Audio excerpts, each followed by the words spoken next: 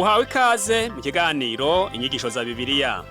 Muri iki kiganiro tugenda turaba ibice by'ivyanditswe muri Bibiliya yera ijambo ry'Imana, tukarimbura insiguro yavyo. Ni ikiganiro gitanga inyigisho z'ivyanditswe vyera mu kiringo c'imyaka 5. Inyuma y'icigwa turaguha inomero woturonderako igihe wogira ico ugomba guterera canke kubaza. Kaze twumvirize kandi twigishwe.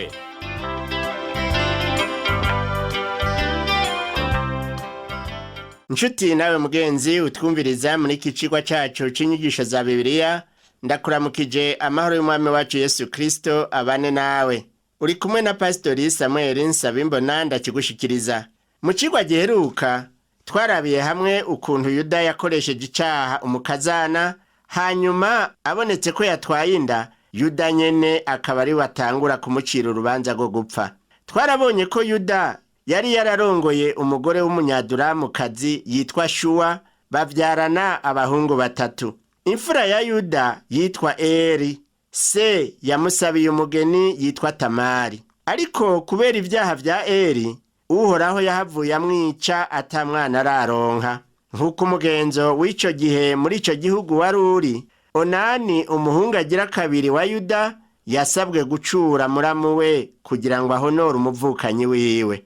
Ariko Onani yaranse guhonora uwo bavukana, ahitamwo kurekurira intanga hasi mu gihe baba bariko bararangurana amabanga y'abubatse na Tamari. Ivyo bikaba vyarababaje Uhoraho, mbere bituma na Onani Uhoraho amwica. Uko gupfa kw'abahungu ba Yuda kwamuteye ubwoba bwo kongera guha Tamari umuhungu wiwe yarasigaye ngo amucure. Yuda yarafise uwundi muhungu, ariko arakura, acabwira umukazana wiwe ngo akurikize uwundi mugenzo wavugwa muri ico gihe wo kugenda kwa se akabanza kuba igisubiramuhira mu kurindira yuko uwo muhungu akura kugira ngo azohava mucura. Haciye igihe muka Yuda umukobwa wa Shuwa arapfa. Yuda amaze kuganduka araduga aja Itimuna kubakata ubwoya bw'intama ziwe. Yari kumwe n'umugenzi wiwe yitwa Hira umunyaduramu. Babarira Tamari bati, sobuko araduze agiye Itimuna gukatisha ubwoya bw'intama ziwe. Turabona yuko Yuda yarasangiye na Hira umunyaduramu ivy'intama, kandi nta nkeka ko bari batungiye hamwe ubusho bwinshi cyane bw'intama. Yuda rero nguwo araduze agiye kuzikatisha ubwoya, ariko Tamari nawe akaba yari yararindiriye aba igisubiramuhira, ararindira ko Yuda yomubwira ati, wa muhungu wanje Shera ubu rero yakuze, nuze mubake. Arahebura.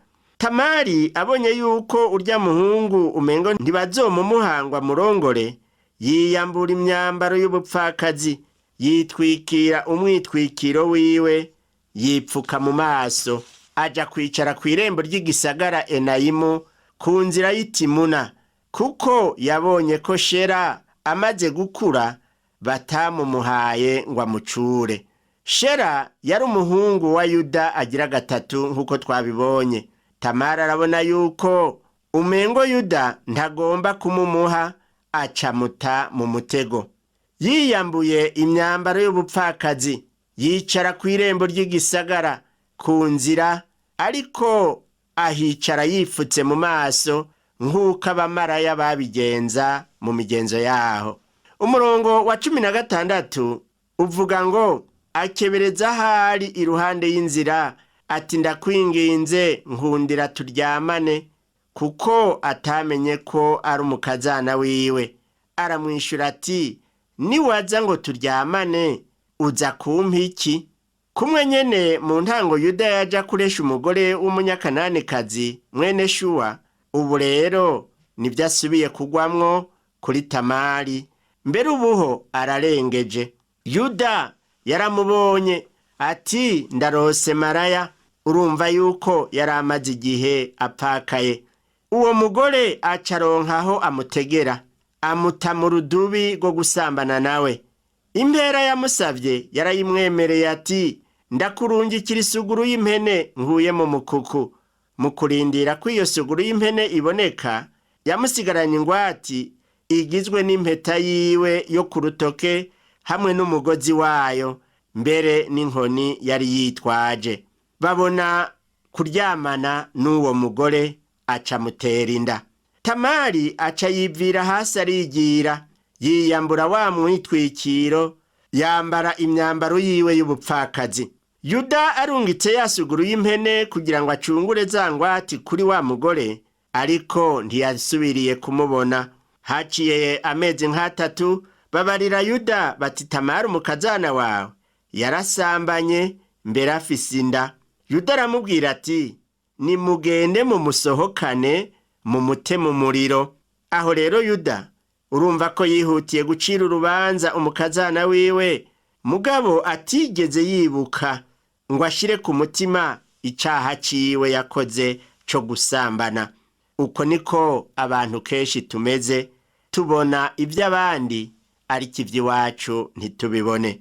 Reka uyu munsi tubandanye turabira hamwe iyi nkuru, duheze dutandukire no ku nkuru ya Yosefu. Hinge rero tubanze duheraheze inkuru ya Yuda. Icaha ca Yuda kirimwo ibyaha bibiri by'ubugesera.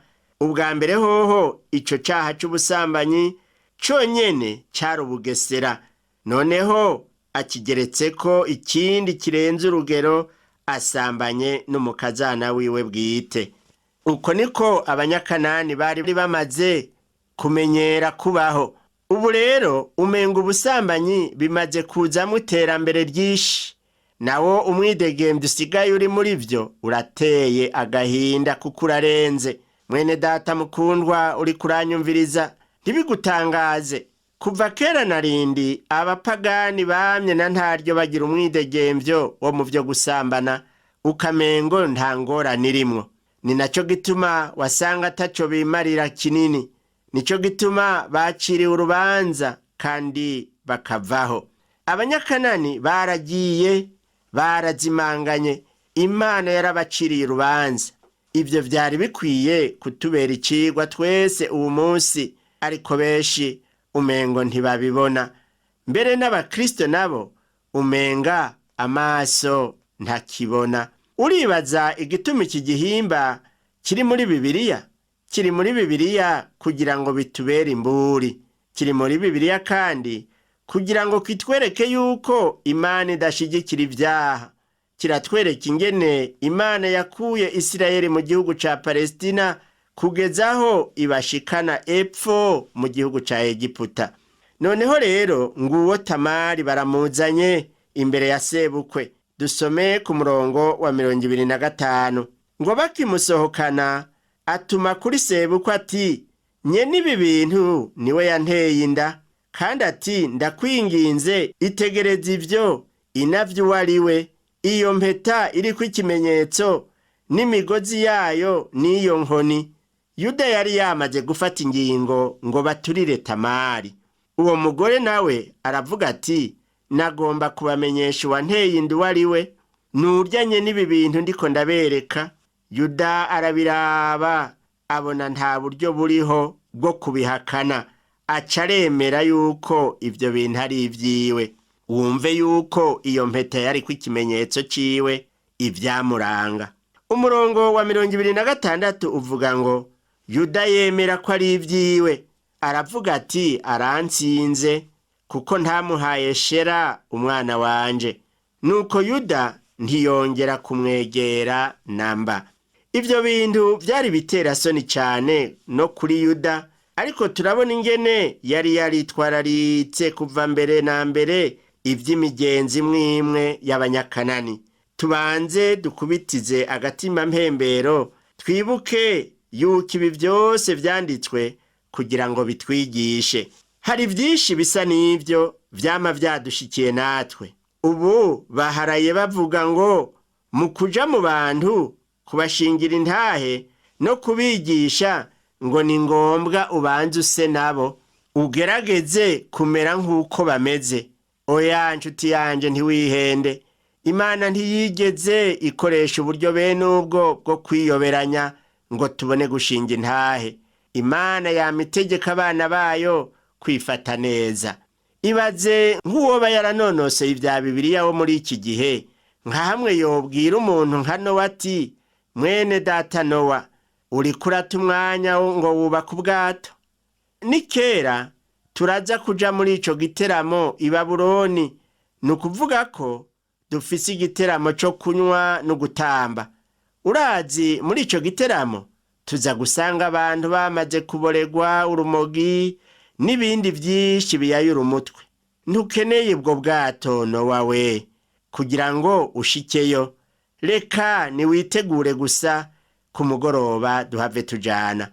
Hanyuma Nowa kanka, maze abo banyabwenge b'ivya Bibiliya aribo bize ivya teolojiya bagaca bamubaza bati, mbega none babanywara umugi b'i Babuloni n'abandi banyavyaha baho ntiwemera kuruka ngo umere nkabo muheze muvugane? Ico twomenya nuko Imana itabwiye Nowa ngo niyivange n'abanyabwenge. Imana yamubwiye iti, babwira ubutumwa bwanje. Nubu nico Imana idusaba. Abantu b'Imana bavuze ubutumwa bwayo bagaca babaho batunganye, bimwe bishingira intahe ubukristo bwabo, byorushiriza gutanga inyigisho kubumva n'ababona. Hari abarongozi benshi b'amashengero muri iki gihe bagerageza uburyo bwose bwo kwikwegerako abantu ngo buzuze ayo masengero yabo gusa, ariko ntibashimikire ku kubwira abantu ibijanye n'ijambo ry'Imana. Mbega umubabaro ukomeye! Imana ntidusaba kugerageza gushirira abantu aho bagomba, idusaba kuvuga ijambo ryayo tutisunze ubwinshi bw'abinjira mu isengero rinaka. Ibi binyibukije umukozi w'Imana umwe yitwa Scofield. Yahawe umwanya igihe kimwe ngo avuge ubutumwa bwiza ahitwa Carolina yo mu buraruko bwa Amerika, aho yo bari bamutumiye kuvuga ijambo ry'Imana. Umunsi wa mbere ariko aratangura kwigisha hari mw'ijoro, kandi hari imvura nyinshi, bituma haza abantu bake cyane kumwumviriza. Igikorane ca mbere kirangiye, umupasitori aharongoye yaramushikiriye aramubwira ati, inshuti yanje, urambabarira kubona umuntu akomeye nkawe uronka abantu bake gutya baza kukumviriza. Uwo Scofield nawe ati, mbega ko Yesu wenyene hari aho yari afise abantu 12 gusa bamwumviriza, jeho nari iki kugira ngo mbabazwe nuko ndose bake? Ibyo bikwiye kutubera icigwa. Keshi twibaza ngo hari abantu bake canke Imana ntiri muri iryo shengero, ngo nuko hari abantu bake. Hari naho Imana iduhamagarira kwigisha bake. Nshuti yanje mwene data, niwavuga ubutumwa bwiza bw'ijambo ry'Imana ntibuzogira ubusa. Ijambo ry'Imana rifise ububasha. Imana nayo iraba igikoresho cejejwe akaba aricishiramwo ijambo ryayo. Yuda niwe yururutse akishushanya n'abanyakanani, none raba ingaruka vyagize. Turabe kuva ku murongo wa 27 kugeza ku wa 30 ingene havuga ngo, maze igihe ca Tamari co kuvyara kigeze, inda yiwe yaramahasa, ariko aravyara umwana atangura kuzana igikonjo. Umwakirizi aragifata akizingirako akanyuzi gasa n'agahama, atu niwe bukuru. Igikonjo ciwe citeye, uwari nyuma aravuka. Umwakirizi aravuga ati, ni igiki gitumye wicira inzira? Nico catumye bamwita Peresi. Hanyuma murumuna we aravuka afise rwa runyuzi rusa n'agahama ku rugikonjo, bamwita Zera. Tugarutse mu isezerano rishasha, tubona ivya basekuruza b'umwami Yesu Kristo mu butumwa bwiza ko bwanditswe na Matayo igihimba ca mbere.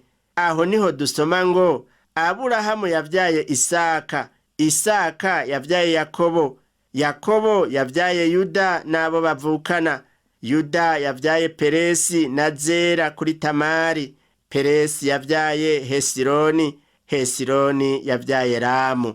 Ni mu mirongo wa 2 n'uwa 3 muri ubu butumwa bwiza uko bwanditswe na Matayo igihimba ca mbere.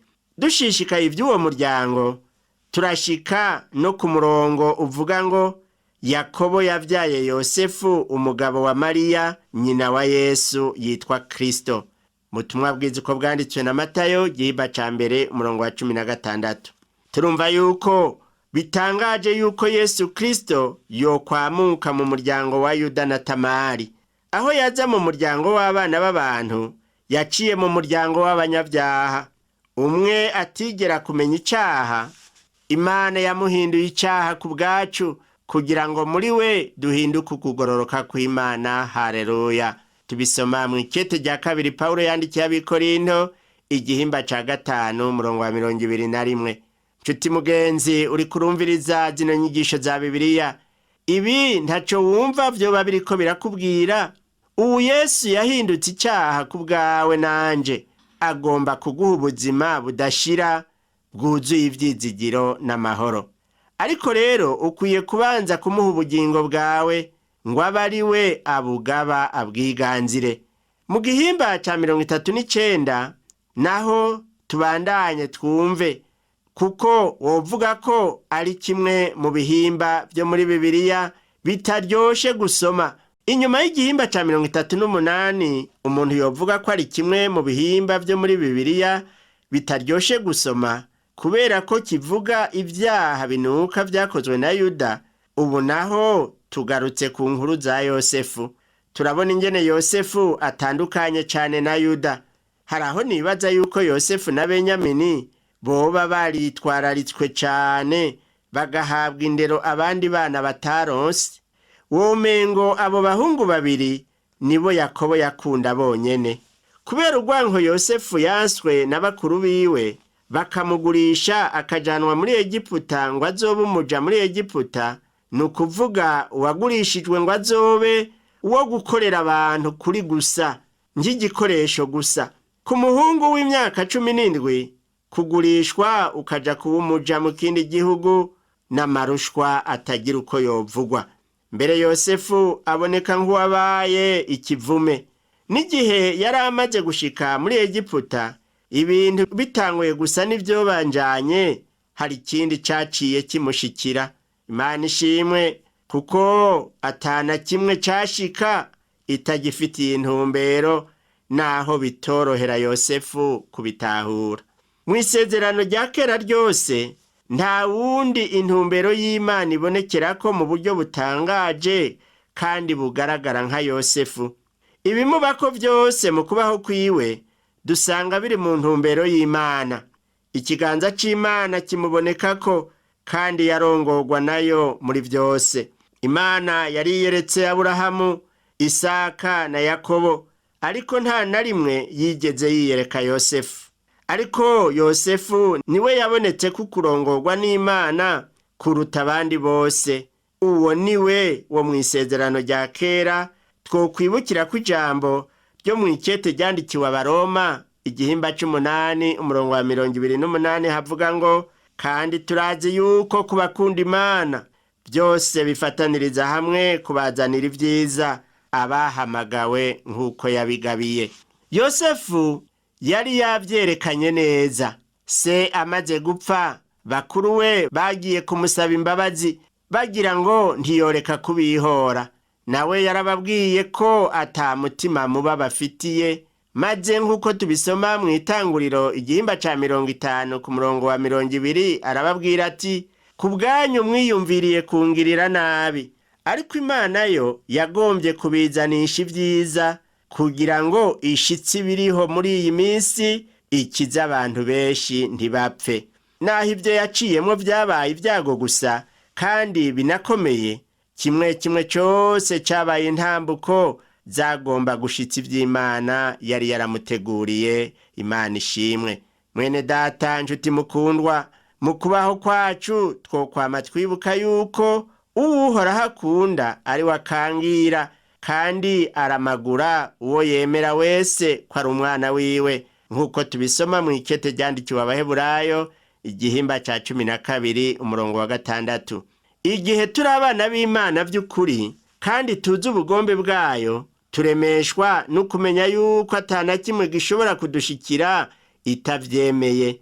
Imana ntiyengeshanya gukora ibikenewe byose kugira ngo abayikunda bose baronke ibyiza.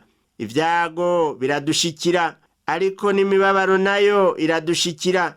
Mugabo ivyo byose biba ari ibyo kutuzanira ibyiza no kuyihesha icubahiro, naho bigoye ko abantu twobitahura. Umwana w'Imana wese arazitiriwe, kandi nta na kimwe gishobora gusimba urwo ruzitiro Imana itakirekuye. Muribuka igihe Satani yagomba kugerageza Yobu, yabwiye Imana ati, ntiwamuzitiriye uruzitiro rumukikije hamwe n'inzu yiwe n'ibyo atunze byose? Wahezagiye igikorwa c'amaboko yiwe, kandi itunga ryiwe ryagwiriye mu gihugu. Tubisoma mu gitabo ca Yobu igihimba ca mbere umurongo w'10. Satani yasavye Imana ngo ikureho uruzitiro. Naho Satani yorekurirwa n'Imana kutugerageza, byose vyotubera vyiza turi mu bugombe bw'Imana.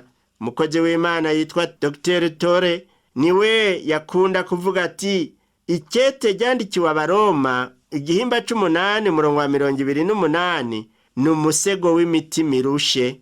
Uwundi nawe ati, Imana ntavyikora ifise intumbero yo kutugirira nabi. Ese yaba nyabuna mu bidushikira byose twoshoboye gutahura ico Imana itugombera. Hari ikindi rero gikwiye kuturemesha turavye ukubaho kwa Yosefu. Abana b'Imana ba kino gihe ntibahuta baravugana n'Imana imbona nkubone.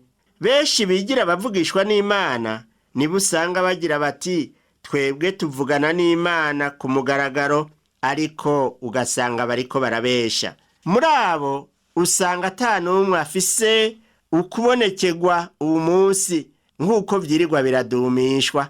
Rero natwe ivyo turemesha nuko na Yosefu nawe nyene atakubonekegwa nk'uko kwamubayeko nka basekuru, ariko akarongorwa n'Imana. Natwe niko dukwiye kwama twumva ijwi ryayo irivugira mu mitima yacu no mu vyo tubona, tukemera kurongorwa n'Imana. Reka rero dukurikirane uwo musore Yosefu, turabe ivyiwe ingene vyabaye. Yabaye umubwiriza mu rugo kwa Potifari. Umurongo wa mbere uvuga ngo, Yosefu bamumanukana muri Egiputa, maze Potifari umunyegiputa, umugendanyi wa Farawo, yaganza abacungera umutekano wiwe, amugura n'Abishimayeli bamumanukanyeyo. Uwo musore w'intore w'imyaka 17 agugwa amahera ku isoko kugira ngo azobe umuja. Agugwa na Potifari uwaganza abacungera umutekano wa Farawo. Potifari yari umukuru akomeye mu gisoda, yari intwaza ngabo afise ibiro vyiwe bihambaye ku kirimba c'umwami. Umurongo wa kabiri uravuga ngo, Uhoraho abana na Yosefu, bituma ivyo akora vyose bija imbere, aba mu rugo rwa shebuja umunyegiputa. Buno nyene Yosefu ashitse mu rugo kwa Potifari, bica biraboneka neza yuko Uhoraho ari kumwe nawe. Yosefu amaze kuhaza, imigisha yaciye yisuka muri urwo rugo. Ku murongo wa gatatu havuga ngo, shebuja abona yuko Uhoraho ari kumwe nawe, kandi ko Uhoraho yatumye atera imbere mu vyo akora vyose. Kugeza aho vyari bimeze neza. Kumbure wokwibaza yuko muri urwo rugo hashishikaye kurangwa n'umunezero, ariko oya siko vyabaye namba. Umwana w'Imana muri iyi si ntareka guhura n'amageragezwa n'ingorane. Eka na Yosefu nivyo tubona vyamushikiye. Ku murongo wa 4 naho haravuga hati, Yosefu atona kuri we aba ingendanyi yiwe, maze amuhindura umubwiriza wo mu rugo rwiwe, amuzeza ivyo afise vyose. Wiyumvire nawe kubera ukuntu Yosefu yakora, nguwo abaye uwo kuzezwa ivyo shebuja atunze vyose, mbere abo kuzezwa urugo rwose. Potifari yaramwizigiye muri vyose. Turabe umurongo wa 5 n'uwa 6 uravuga ngo, maze uhereye igihe yamugize umukuru wo mu rugo rwiwe, akamuzeza ivyo afise vyose, Uhoraho acaho umugisha urugo rw'uwo munyegiputa ku bwa Yosefu. Haleluya! Umugisha w'Uhoraho uba ku vyo yari afise vyose vyo mu rugo n'ivyo mu ndimiro. azeza Yosefu ibyo yari afise byose, ntiyagira ikindi yibaza atari ibyo kurya gusa, kandi Yosefu yari mwiza umunyakaranga. Potifari yari yizeye Yosefu cyane kugezaho atigera arinda kumubaza ingene yakoresheje ibintu. Eka ntiyigeze agerageza kurondera umukozi wo guharura no kwandika ibisohoka n'ibyinjira. Yarazi yuko uwo musore ari umwizigirwa. Potifari yari arajwe ishinga gusa no gukorera neza Farawo akamunezereza, ibindi byose aca bizeza Yosefu. Potifari ageze ku meza yabona ibyo gufungura biteguwe, nta n'ibindi byamugora mu mutwe, ahasigaye yari yizigiye Yosefu.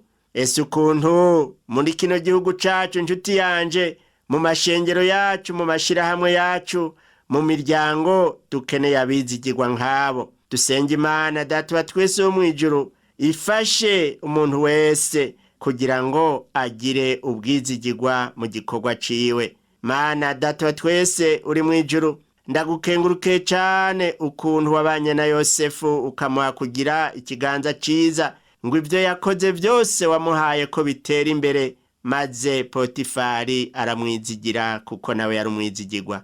Ndasengeye umuntu yari karumviriza iki cigwa, Mana umuha umutima wo kuba umwizigirwa mu byo akora, kugira ngo nawe atunganirize abajejwe gukorera, mbere nawe umuha umugisha mu byo ariko arakora. Mana uzobukoze cyane cyane, uhishurire umwe wese agakiza kawe, yemere kwakira Yesu nk'umwami n'umukiza mu bugingo bwiwe, aheza murongorere mu byo ugomba. Ndabisabye mu izina rya Yesu Kristo umwami wacu, amen. Cigwa cyacu cyo kuri uno munsi garukiye ngaha, naho ubutaha umwami wacu Yesu Kristo aguhezagire.